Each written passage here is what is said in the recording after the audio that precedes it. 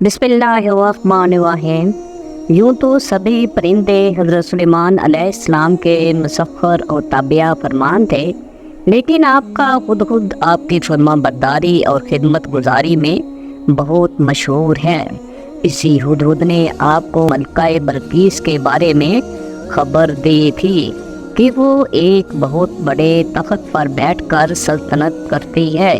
और बादशाहों के शायान शान जो भी सरो सामान होता है वो सब कुछ उसके पास है, मगर वो और उसकी कौम सतारों की पुजारी है। इस खबर के बाद हज़रत सुलेमान अलैहिस्सलाम ने बल्कीस के नाम जो ख़त अरसाल फरमाया उसको यही हुदहुद लेकर गया था। चुनाचे कुरान करीम का इरशाद है कि हज़रत सुलेमान अलैहिस्सलाम ने फरमाया, तुम मेरा ये ख़त लेकर जाओ और उनके पास ये ख़त डालकर फिर उनसे अलग होकर तुम देखो कि वो क्या जवाब देते हैं। चुनाचे हुदहुद ख़त लेकर गया और बल्कीस की गोद में इस ख़त को ऊपर से गिरा दिया। उस वक्त उसने अपने गिर्द उमरा और अरकान सल्तनत का मजमा इकट्ठा किया, फिर ख़त को पढ़कर लरज़ाए बरांदाम हो गई और अपनी अराकीन से ये कहा कि ए सरदार, बेशक मेरी तरफ एक इज़्ज़त वाला ख़त डाला गया, बेशक वो सुलेमान की तरफ से है और बेशक वो अल्लाह के नाम से है जो नहायत मेहरबान रहम वाला है। ये कहकर मुझ पर बुलंदी ना चाहो और गर्दन रखते मेरे हजूर हाजिर हो। ख़त सुनाकर बल्कीस ने अपने सल्तनत के अमीरों और वज़ीरों से मशवरा किया तो उन लोगों ने अपनी ताकत और जंगी महारत का ऐलान व इजहार करके हज़रत सुलेमान अलैहिस्सलाम से जंग का इरादा ज़ाहिर किया। उस वक्त अक्लमंद बल्कीस ने अपने अमीरों और वज़ीरों को समझाया कि जंग मुनासिब नहीं है, क्योंकि उससे शहर वीरान और शहर की इज़्ज़तदार बाशिंदे ज़लीलो ख्वार हो जाएंगे। इसलिए मैं ये मुनासिब ख्याल करती हूँ कि कुछ हदाया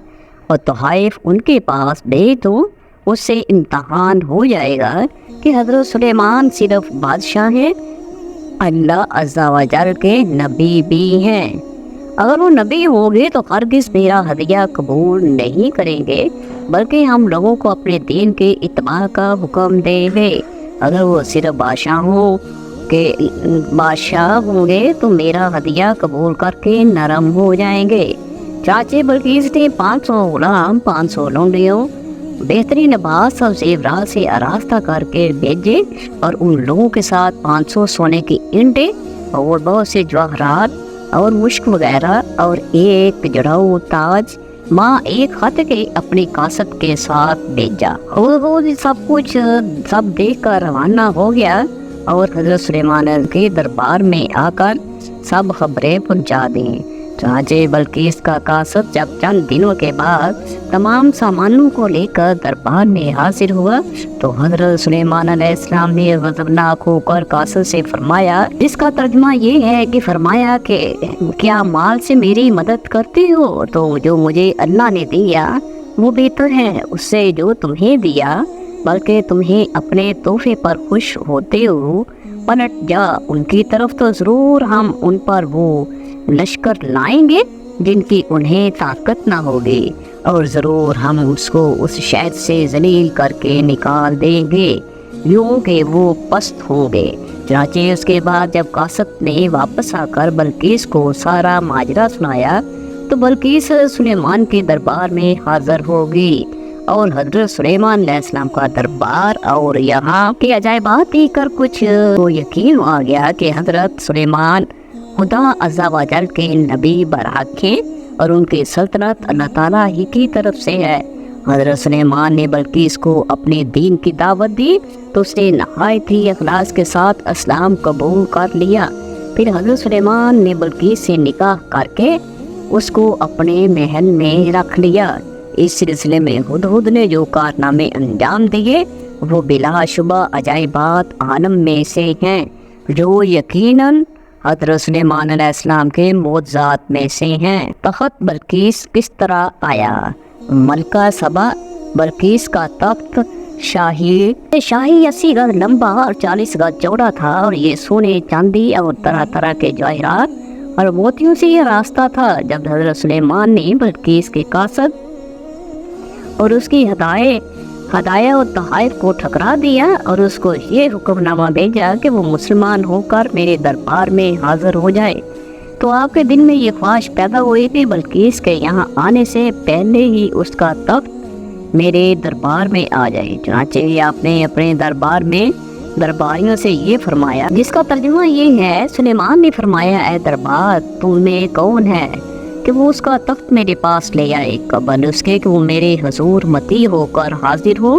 ایک بڑا خبیث جن بولا، میں وہ تخت حضور میں حاضر کر دوں گا قبل اس کے کہ حضور اجلاس برپا کرے، اور میں بے شک اس پر قوت والا امانت دار ہوں۔ جن کا بیان سن کر حضرت سلیمان نے فرمایا کہ میں یہ چاہتا ہوں کہ اس سے بھی جلد وہ تخت میرے دربار میں آ جائے۔ یہ سن کر آپ کے وزیر جو اس میں اعظم جانتے تھے اور ایک با کرامت والی تھے، انہوں نے حضرت سلیمان سے عرض کیا، قرآن پاک میں ہے، اس نے عرض کی جس کے پاس کتاب کا علم تھا کہ میں اسے حضور میں حاضر کر دوں گا ایک پل مارنے سے پہلے۔ چانچہ حضرت آصف نے روحانی قوت سے بلقیس کے تخت کو ملک سبا سے بیت المقدس تک حضرت سلیمان کے محل میں کھینچ لیا، اور وہ تخت زمین کے نیچے نیچے چل کر لمحہ بھر میں ایک دم حضرت سلیمان کی کرسی کے قریب نمودار ہو گیا۔ تخت کو دیکھ کر حضرت سلیمان نے یہ کہا، یہ میری رب کے فضل سے ہے تاکہ مجھے آزمائے کہ میں شکر کرتا ہوں یا ناشکری، اور جو شکر کرے وہ اپنے بھلے کو شکر کرتا ہے، اور جو ناشکری کرے تو میرا رب بے پرواہ ہے، سب خوبیوں والا ہے۔ اس قرآنی واقعے سے ثابت ہوتا ہے کہ اللہ تعالیٰ اپنے اولیاء کو بڑی بڑی روحانی طاقت اور قوت عطا فرماتا ہے۔ دیکھ لیجئے حضرت آصف نے پلک جھپکنے بھر کی مدت میں تخت بلقیس کو ملک سبا سے دربار سلیمان میں حاضر کر دیا، اور خود اپنی جگہ سے ہلے بھی نہیں۔ اسی طرح بہت سے اولیاء کرام نے سینکڑوں میل کی دوری سے آدمیوں اور جانوروں کو لمحہ بھر میں بلا لیا ہے۔ یہ سب اولیاء کی اس روحانی طاقت کا کرشمہ ہے جو خداوند قدوس اپنے ولیوں کو عطا فرماتا ہے۔ اس لیے کبھی ہرگز اولیاء کرام کو اپنے جیسا نہ خیال کرنا، اور نہ ان کے اعضاء کی طاقتوں کو عام انسانوں کی طاقتوں پر قیاس کرنا۔ کہاں عوام اور کہاں اولیاء کرام کو اپنے جیسا سمجھ لینا یہ گمراہی کا سا چشمہ ہے۔ حضرت مولانا رومی نے مثنوی شریف میں اسی مضمون پر روشنی ڈالتے ہوئے بڑی وضاحت کے ساتھ تحریر فرمایا کہ تمام دنیا اس وجہ سے گمراہ ہو گئی کہ خدا کے اولیاء سے بہت کم لوگ اپنے اولیاء کو اپنے جیسا سمجھ لیا اور انبیاء کے ساتھ برابری کر بیٹھے۔ ان لوگوں نے اپنے اندھے پن سے یہ نہیں جانا کہ عوام اور اولیاء کے درمیان سے انتہا فرق ہے۔ بہرحال خلاصہ کلام یہ ہے کہ اولیاء کرام کو عام انسانوں کی طرح نہیں سمجھنا چاہیے، بلکہ یہ عقیدہ رکھ کر اولیاء کرام کی تعظیم و تقریم کرنی چاہیے کہ ان لوگوں پر خداوند کریم کا خاص فضل عظیم ہے، اور یہ لوگ بے پناہ روحانی طاقتوں کے بادشاہ بلکہ شہنشاہ ہیں۔ یہ لوگ اللہ عز و جل کے حکم سے بڑی بڑی بلائیں اور مصیبتیں ڈال سکتے ہیں، اور ان کی قبروں کا بھی ادب رکھنا لازم ہے کہ اولیاء کی قبروں پر فیوز و برکات خداوندی کی بارش ہوتی رہتی ہے، اور جو عقیدت و حجت سے ان کی قبروں کی زیارت کرتا ہے وہ ضرور ان بزرگوں کے فیوز و برکات سے فیض یاب ہوا کرتا ہے۔ اس زمانے میں فرقہ وہابیہ اولیاء کرام کی بیعت بھی کرتا رہتا ہے، اور ان لوگوں کے ظاہری سادہ لباسوں اور وضو نمازوں سے فریب نہ کھائے کہ ان لوگوں کے دل بہت گندے ہیں، اور یہ لوگ نور ایمان کی تجلیوں سے محروم ہو چکے ہیں۔ معاذاللہ۔ ملک شام میں جس جگہ حضرت موسیٰ علیہ السلام کا خیمہ گاڑا گیا تھا، ٹھیک اسی جگہ حضرت داؤد علیہ السلام نے بیت المقدس کی بنیاد رکھی، مگر عمارت پوری ہونے سے قبل ہی حضرت داؤد علیہ السلام کی وفات کا وقت آ پہنچا، اور آپ نے اپنے فرزند حضرت سلیمان کو اس عمارت کی تکمیل کی وصیت فرمائی۔ چنانچہ حضرت سلیمان نے جنوں کی ایک جماعت کو اس کام پر لگایا، اور عمارت کی تعمیر ہوتی رہی۔ یہاں تک کہ آپ کی وفات کا وقت بھی قریب آ گیا اور امارت مکمل نہ ہو سکے تو آپ نے یہ دعا مانگی کہ الہی میری موت جنوں کی جماعت پر ظاہر نہ ہونے پائے، تاکہ وہ برابر امارت کی تکمیل میں مصروف عمل رہے اور ان سبوں کو جو علم غیب کا دعویٰ ہے وہ بھی باطل ٹھہر جائے۔ یہ دعا مانگ کر آپ محراب میں داخل ہو گئے اور اپنی عادت کے مطابق اپنی لاٹھی ٹیک کر عبادت میں کھڑے ہو گئے اور اسی حالت میں آپ کی وفات ہو گئی۔ مگر جن مزدور یہ سمجھ کر کہ آپ زندہ کھڑے ہوئے ہیں برابر کام میں مصروف رہے اور عرصہ دراز تک آپ کا اسی حالت میں رہنا جنوں کے گروہ کے لیے کچھ باعث حیرت اس لیے نہیں ہوا کہ وہ بار بار دیکھ چکے تھے ایک ماہ بلکہ کبھی کبھی دو ماہ برابر عبادت میں کھڑے رہا کرتے ہیں، اور 1 سال تک وفات کے بعد آپ اپنی لاٹھی کے سہارے کھڑے رہے، یہاں تک کہ بحکم الہی دیمکوں نے آپ کے عصا کو کھا لیا اور عصا کے گر جانے سے آپ کا جسم مبارک زمین پر آ گیا۔ اس وقت جنوں کی جماعت اور تمام انسانوں کو پتہ چلا کہ آپ کی وفات ہو گئی ہے۔ قرآن مجید میں اللہ تعالیٰ نے اس واقعے کو ان لفظوں میں بیان فرمایا، پھر جب ہم نے اس پر موت کا حکم بھیجا جنوں کو اس کی موت نہ بتائی مگر زمین کی دیمک نے اس کا عصا کھاتی تھی، پھر جب سلیمان زمین پر آیا جنوں کی حقیقت کھل گئی، اگر غیب جانتے ہوئے تو اس خواری کے عذاب میں نہ ہوتے۔